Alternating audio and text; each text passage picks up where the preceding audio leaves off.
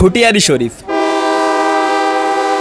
দক্ষিণ চব্বিশ পরগনার এমন একটি পবিত্র স্থান যেখানে বছরের সবচেয়ে বড় দিনগুলির মধ্যে অন্যতম হল 17ই শ্রাবণ। এই একটি দিনকে কেন্দ্র করে ভারতের বিভিন্ন প্রান্ত থেকে হাজার হাজার মানুষ ভিড় জমান গাজী বাবার দরবার শরীফে। কারো হাতে ফুল, কারো হাতে চাদর, আবার কেউ এসেছেন শুধু একটি প্রার্থনা নিয়ে। এখনো মানুষ বিশ্বাস করেন এই পবিত্র দিনে গাজী বাবার দরবারে আন্তরিক মন নিয়ে মানত বা মনোবাসনা করলে ওপরলার রহমতে তা পূরণ হতে পারে। এই বিশ্বাসে বছরের পর বছর ধরে লাখো মানুষের টেনে নিয়ে আসে ঘটিয়ারি শরীফে। আজ আমরা আপনাদেরকে নিয়ে চলে এসেছি সেই ঐতিহাসিক গুরুত্বপূর্ণ গাজী সাহেবের মাজার ঘটিয়ারি শরীফে। দেখব গাজী বাবার দরবার, মক্কা পুকুর, এমন কিছু প্রচলিত বিশ্বাস যা আজও মানুষের মুখে মুখে ঘুরে বেড়ায়। আমরা এখন রয়েছি ঘটিয়ারি শরীফ রেলওয়ে স্টেশনের প্ল্যাটফর্ম নাম্বার 2 এর পাশে। এখান থেকে একটি ছোট্ট গলি ধরে কয়েক মিনিট হাঁটলেই পৌঁছে যাওয়া যায় গাজী বাবার দরবার শরীফে। 17ই শ্রাবণ উপলক্ষে এই সরু রাস্তা যখন মানুষের ঢলে ভরে যায়, তখন দোকান, ধর্মীয় জিনিসপত্র, খাবারের স্টল সব মিলিয়ে পুরো একটা এলাকা যেন অন্যরকম পরিবেশের রূপ নেয়। দরবার শরীফে প্রবেশ করার আগে অনেকেই চলে যান একটি বিশেষ জায়গায়, যার নাম মক্কা পুকুর।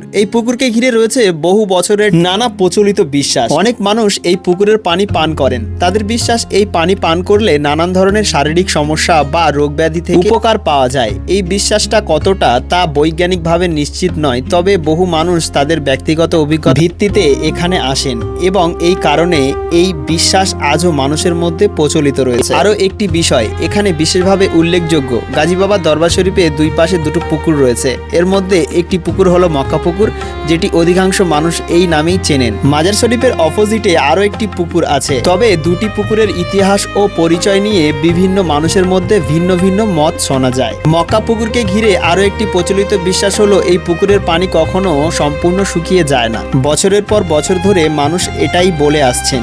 একই সঙ্গে দীর্ঘদিন ধরে এখানে একটি নিয়ম পালন করা হয়, কাউকে এই পুকুরে নামতে বা গোসল করতে দেওয়া হয় না, এমনকি মুখ ধোয়াও নিষেধাজ্ঞা জারি করা আছে। মানুষ শুধু নির্দিষ্ট সময় মেনে এই পুকুরের পানি সংগ্রহ করেন এবং শ্রদ্ধার সাথে সেটি ব্যবহার করেন।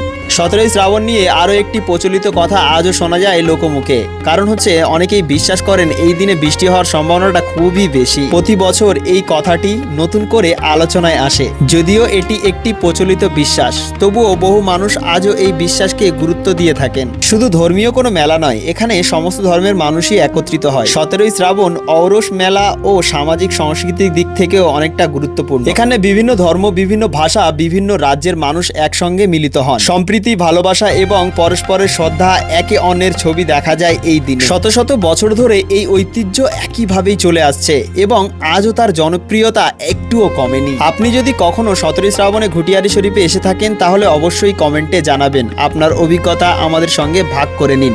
আর যদি এখনো না এসে থাকেন, তাহলে ভবিষ্যতে একবার এই ঐতিহাসিক পরিবেশ নিজের চোখে দেখে যাওয়ার আমন্ত্রণ রইল। ভিডিওটি যদি আপনাদের ভালো লেগে থাকে তাহলে অবশ্যই লাইক করবেন, কারণ আপনাদের একটি লাইক আমাদের অন্যান্য ভিডিও তৈরিতে মোটিভেট করে। আর হ্যাঁ, অবশ্যই এই ভিডিওটি শেয়ার করবেন, কারণ হচ্ছে আপনাদের একটি শেয়ার অন্যান্য মানুষের কাছে আমন্ত্রণ পত্রের মতো পৌঁছে যায়। হ্যাঁ, শেষ পর্যন্ত দেখার জন্য অসংখ্য ধন্যবাদ সবাইকে।